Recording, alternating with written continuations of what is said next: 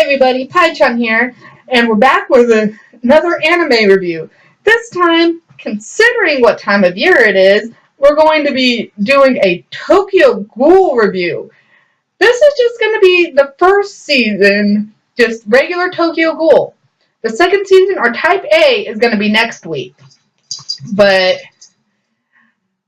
with that, as always with YouTube, and just to cover myself, let's get this out of the way. Warning, spoilers are ahead. And, okay. So, first off, like I did with Spirited Away, let's talk about the characters. First of all, there's Kin Kaneki, who, yes, is the character that is on my shirt. But he starts out like this at the beginning. And through everything that he goes through, he starts out as a human. And because of the situation with him trying to go out with a ghoul, who I'll get to her in a moment, he winds up getting transplanted with her organs and, in essence, becomes a half ghoul, which is extremely rare. And he goes through so much stuff. You have to feel sorry for this guy. And then the ghoul that he goes out with and gets transplanted with her organs is Rize, and I forgot her last name, but oh well. And she wound up becoming a ghoul known as a glutton, because unlike most ghouls that only eat what they need, which is about one victim every 1 to 2 months, it is portrayed that she winds up going after about 1 a day, if not more.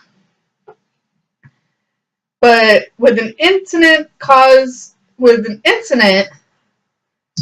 where still beans were dropped on them, her and Kaneki, during their date,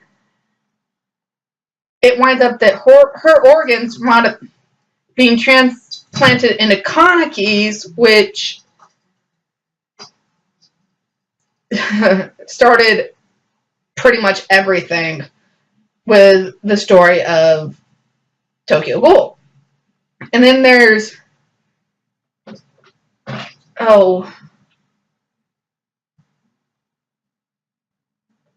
I forgot her name, everybody, so I'm gonna go look at my notes. Now let's see. Tolka Kirishima, sorry about that. With all the characters all the characters, whether minor or whatever, that wind up being in this anime, it's hard to remember them all, and even though I know she's one of the main characters, still, I don't know why it's hard for me to remember her name. But Tolka Kirishima is pretty much portrayed as the female lead, and she kind of sort of guides Kaneki through everything, and tries to help him with coping with the world that he is now thrust into. And then there's the manager who comes into play a little bit more. The manager of the cafe,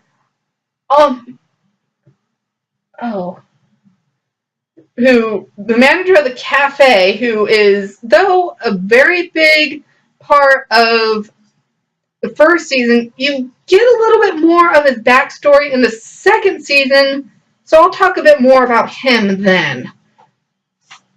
And then there's Hide, the one who sticks by Kaneki through everything, even though he pretends not to know what's going on, even though you as the viewer get to see that he actually knows more than he's letting on. But that's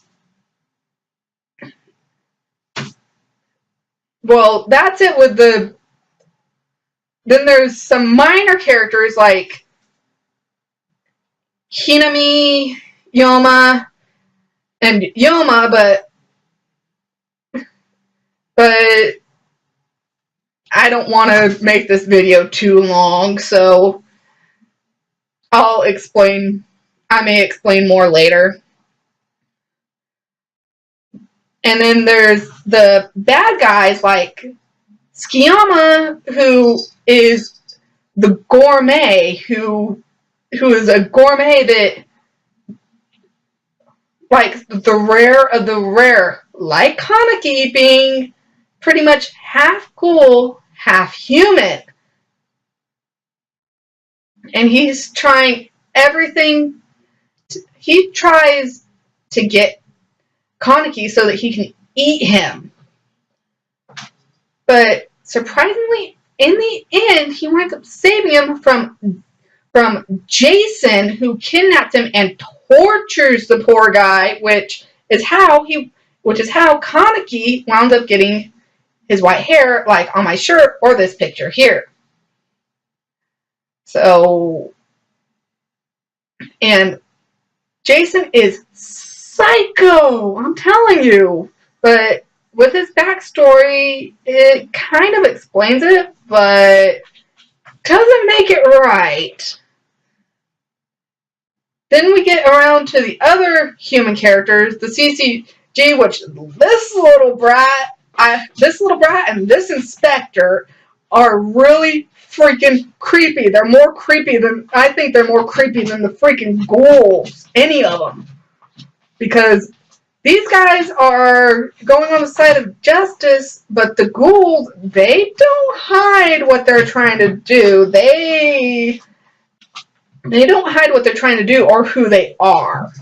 These guys, these two, they're freaking nuts. Okay, now that we've got past the characters for now until we get into a bit more season 2, the art style, with it being such a dark anime, has a pretty bright and vibrant color scheme, but it fits. It ironically fits.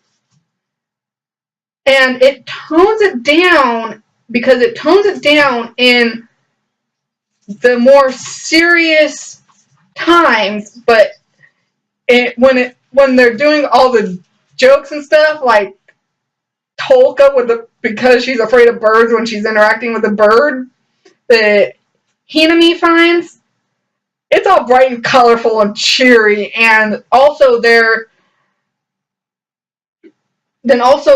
weapons that they have that are called Kagane, they're all bright, vibrant, and colorful. Heck, a human that is about to be killed by Tolka winds up calling her Kagane, Tolka and her Kagane, pretty. Sorry for looking over quite a bit, guys. My cat's playing with a toy that I made him, and I hear something and I look over to see what it is. So there's that. And then the music, there's 2 songs that they choose when they choose to play the opening and ending. It sets the mood very well. And the times in the anime that they actually choose to play the opening, it it goes along very well. And this now let's get into this. Now let's get into this. Get into the story. It starts out, like I said, with the date. Well, it actually starts out with Rize and Jason, which is the one that kidnapped Kaneki, fighting. And it to just draw you in and shows you what is in store, and then it calms it down a bit to show you the everyday little goings on with the ghouls at the cafe. It's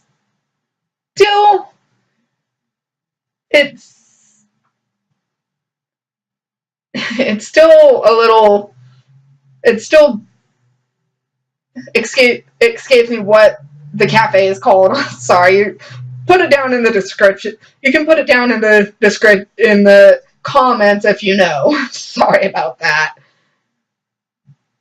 But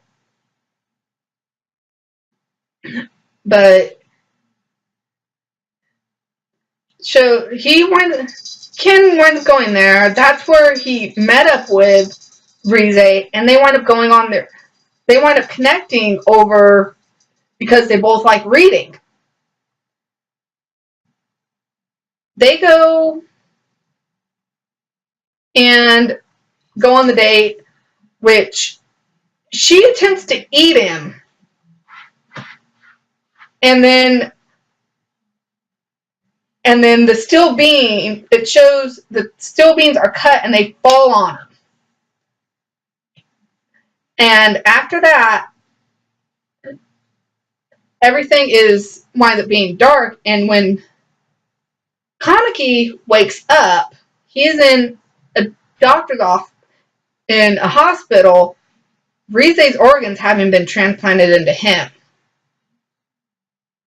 So, and he goes through scared and alone until he finds out that the cafe that he was going to is a safe haven for ghouls, and the fact that he's now become one himself.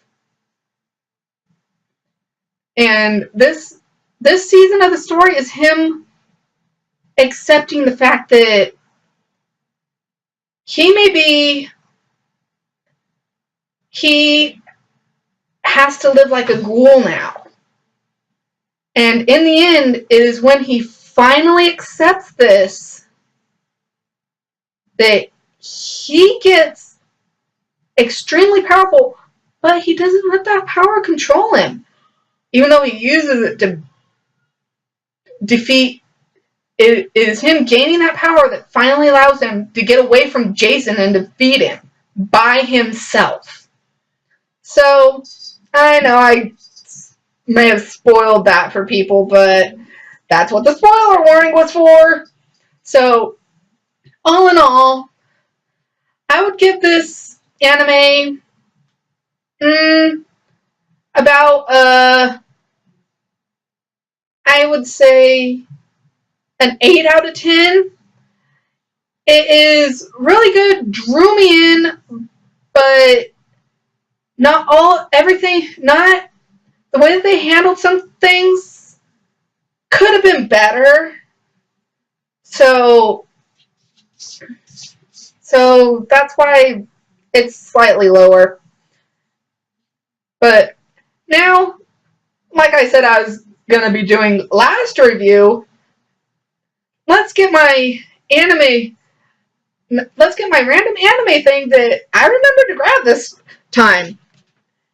And here, I know it doesn't go along with it, but here we have a Black Butler's cup with Sebastian and CL. And it is a blue cup with some pretty roses over here on this side. And I got that at, I think, FYE for about $10, but I know you can get it on eBay. So, well, thanks for watching, everybody. And as always, and if you want to get in contact with me, my Twitter is going to be in the description, as well this time as my DeviantArt account, which only has old art at the moment, but it's still fun to see that. So as always, like, comment, and subscribe for more videos. And if you have any, and again, I didn't say this last time, if you have any pointers, go ahead and leave those in the comments as well. All right, see you, everybody.